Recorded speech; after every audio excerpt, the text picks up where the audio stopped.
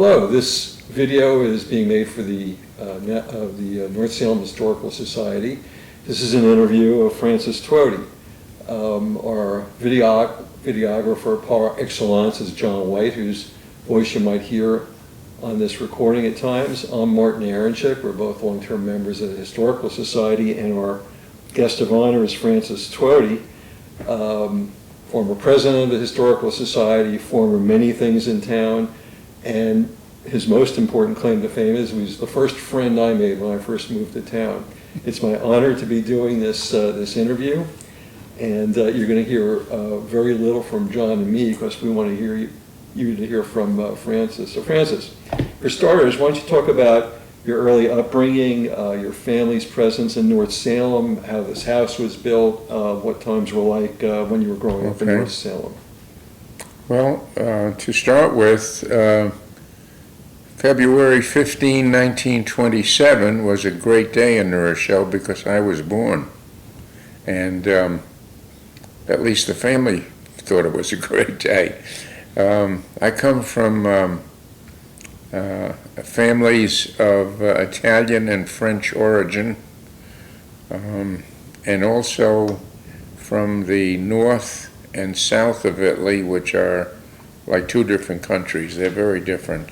So I had all types of very good cooking. My mother was an excellent cook, and she learned all the different types of food to keep everyone really happy. I remember that I was, my father was a very strict disciplinarian, but I always thought that my brother got away with a lot more because he was 5 years younger and I was the experimental child. I was always getting into some kind of trouble. Going back as far as I can remember, I remember being told not to put a hairpin in an electric socket. And of course I did it, and I can remember burning my fingers as the short circuit heated up this hairpin that was laying on the floor. And it's funny, I can't remember anything else from that era, but I sure remember that. I guess when you're injured, you somehow retain that memory more than other memories. Another thing that I remember was my father had given me a Victrola motor. Now a Victrola plays a record, and it has a hand crank on it with a spring in it. It's a mechanical turntable, and then you put the record on it with a needle, very similar to the current ones, except it's not electric, it's all mechanical. So inside of that motor case, there is a big spring, and the spring is loaded with graphite grease. And graphite, for those of you who may not know it, was used as a lubricant, but it was very, very black powder and very greasy. And of course, I was told not to take the screws out from this case. And I can remember sitting in the backyard doing that, and the spring jumped out. It was all wound up, and whatever I did, I released it, and it banged, it flew out, and I was covered with all this graphite grease. So that just is the start of how I was mentally wired. My father was a very, even though he was very disciplined, he was a very good man. He was a very good mechanic. He could fix anything that was made back then, except he fell behind when electronics started to come. He was an electrician, And he was actually the electrical inspector in New Rochelle, New York. For many years, he actually put the tests together and gave the tests for young men who wanted to become electricians and get a city license. He was also very mechanical. He built a race car. There's a picture of it somewhere. I don't know if we're going to make a copy, but we don't have to look at it right now. But it was he built the entire car. Oh, you want me to, is it still rolling? Oh. Yeah. Okay, this is actually the photograph of the car. It was for its day a very stylish and very fast automobile. Is that your father in this picture? No, I followed up many years later in 1940. This was 1922, and I followed up many years later with building my own, which was this one. It was made from an old Studebaker Rockney. Is that you in the picture, Francis? Huh? Is that you? Yes, this, if you can see the picture, this is me in the picture. I'll insert it. Okay. Yeah. A handsome lad, then and now. Yes. I wish I looked that good now. So, and this one is just another typical car of the era. My uncle Freddie, who was my mother's brother, was an automobile, he had an automobile used car lot, and he was in that business for all his life.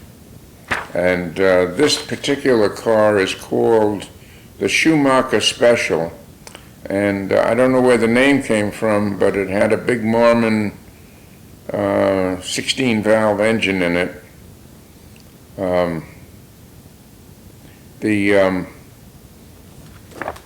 The car was actually built for one of the presidents of the Texas Oil Company. That would have been Texaco, which was at that time a big oil company. What year is that picture from, the Rockney Special with you? Oh, the Rockney Special is 1946. I actually built that with my father's assistance when I got out of the service. There were no cars around, and he had made a tractor out of this car, actually.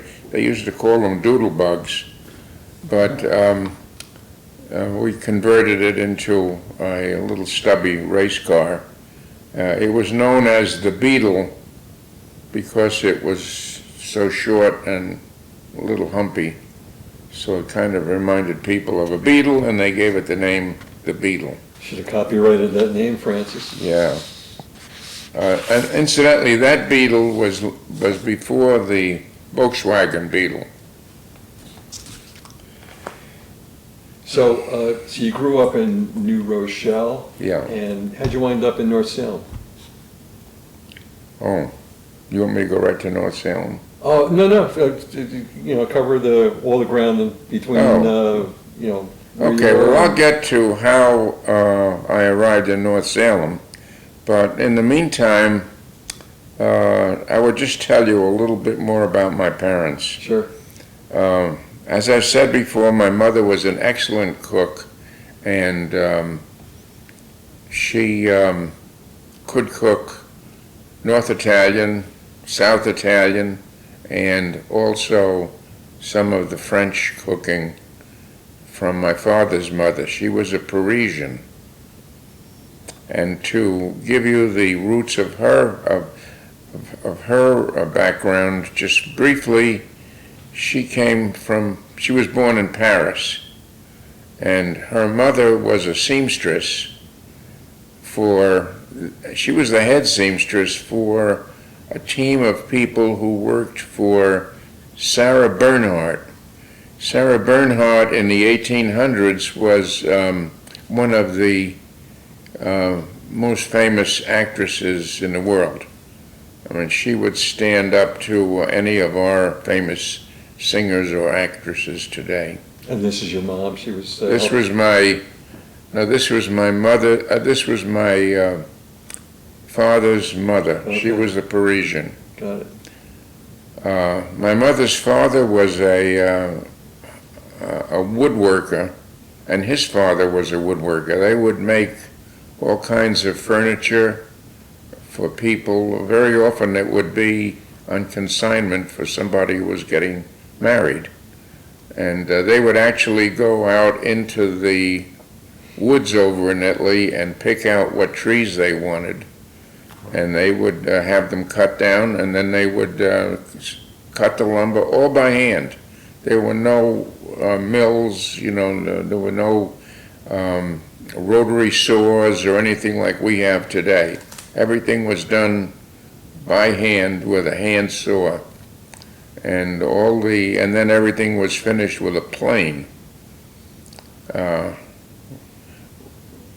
just as a side thing, my father's grandfather, who was a woodworker, he actually designed a plane that had many different adjustments on it to make it a better tool to work with, and he actually patented it. I have the plane here, and I also have the patent.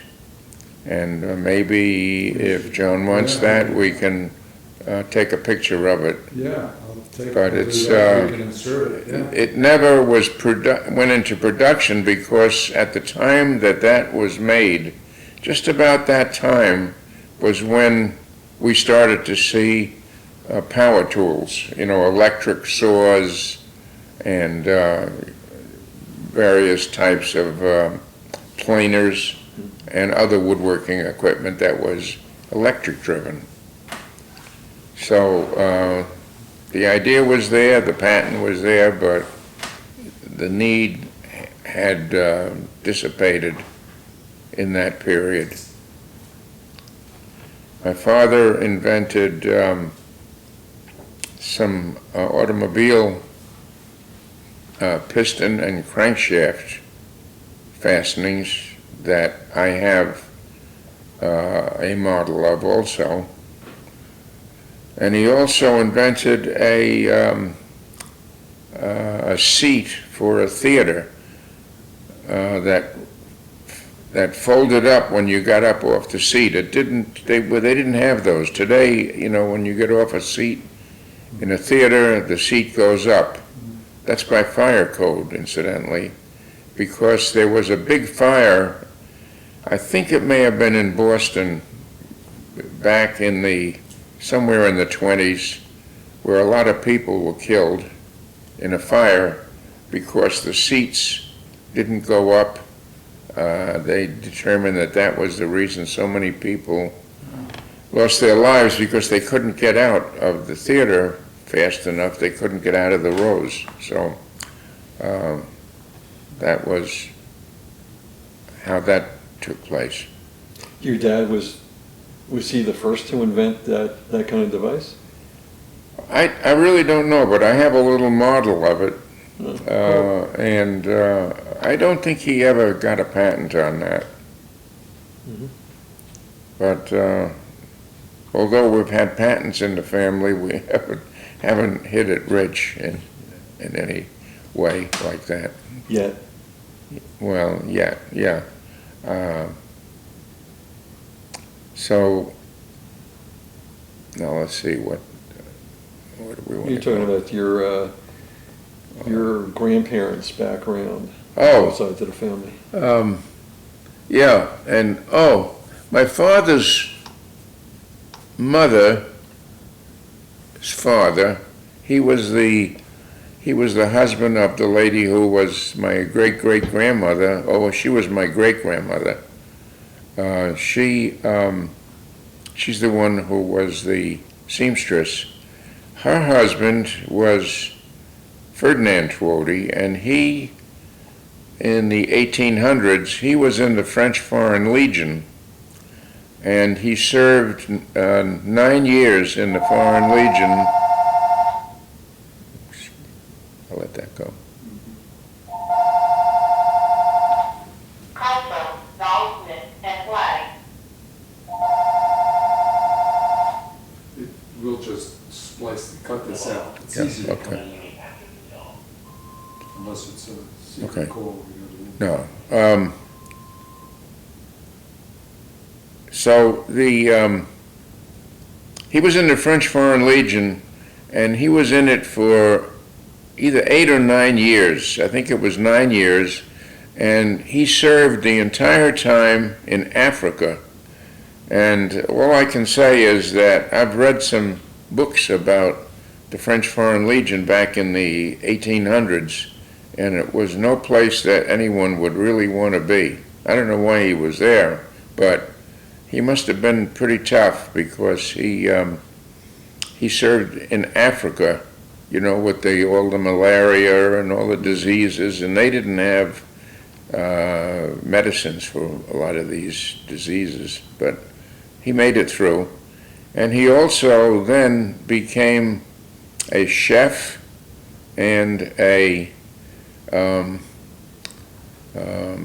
and he was also the wine master at a very famous restaurant in New York City, which was called, where we get it? Oh, Delmonico's. Yeah, Yes, really. so he was the head wine steward for Delmonico's restaurant in New York City, and also served as one of the chefs. So, Sounds like a character in a Hemingway okay, and novel. now I'll just get over to my mother's family for a little bit.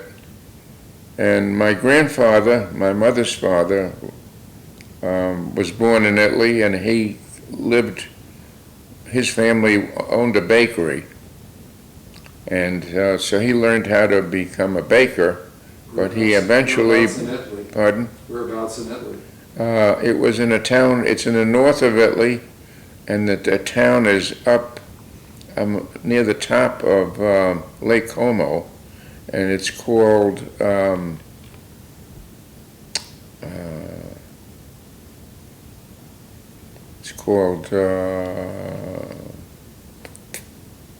I'll have to think of it. Yeah. Yep.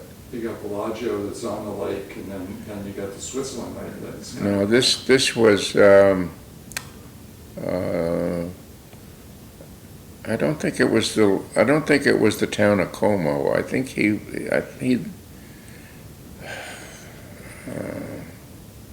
I don't remember. I'll find, I have it written down some, Northern Italy. yeah.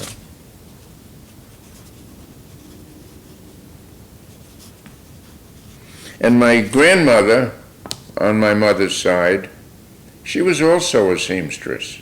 Back then, ladies became seamstresses because there were no sewing machines. So they needed a lot of people who could do that type of work. And she was born in the north of Italy, also in a town called Delebrio, Delibro, I believe, Delebrio, Delib, Rio. But so she died fairly young, and my mother's mother died in her 60s, and my father's father died when he was in his 30s, late 30s, from some kind of a heart problem. You know, we're very fortunate today with our lifespans. Mine, incidentally, is I'm currently 95. So I've had two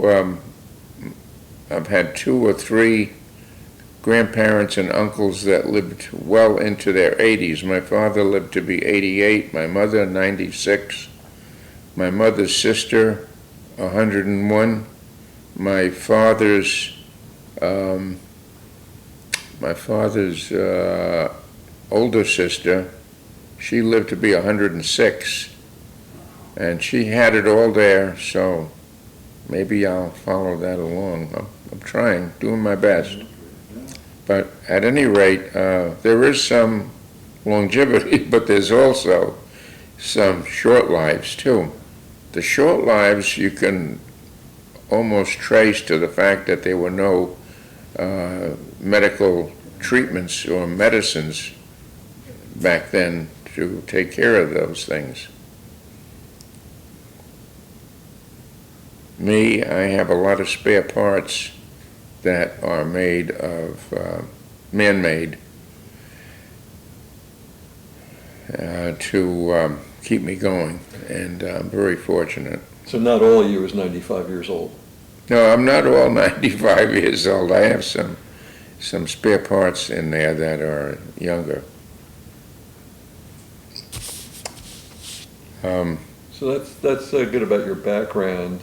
Yeah, I lived just briefly. I lived in a neighborhood street in a part of New Rochelle that was referred to as West New Rochelle, and West New Rochelle was basically, I don't know, just basically it was like maybe 12 blocks long and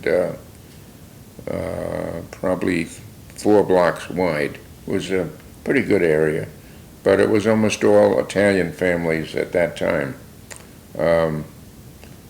There were also Irish people that lived in the area, but aside from that, we had an occasional this, that, or the other thing.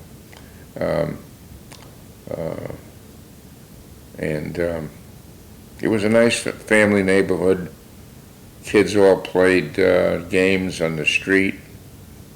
We used to have big hide-and-seek games that took a whole city block. You could go through anybody's backyard, and it was a lot of fun. But I don't think kids do that today. They're too busy with their fingers, their thumbs. Anyway, I'll move away from my early life. Oh, incidentally, I'll just bring this up. I have put together a little bit of what I call snippets. They're little short, several paragraphs, which delineate some things that happened to me in my life. And I will give those to John. I have like maybe 3 or 4 written up, Nice. and I was going to write up some more.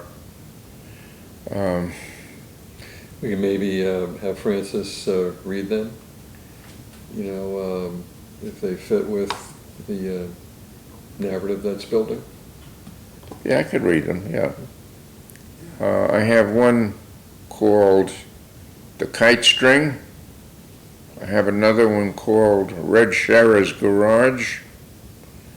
I have another one which talks about me in my father's biplane in 19, it would have been 1920, maybe 1929, 1930. I was a year and a half old, and it was an open cockpit biplane called an Alexander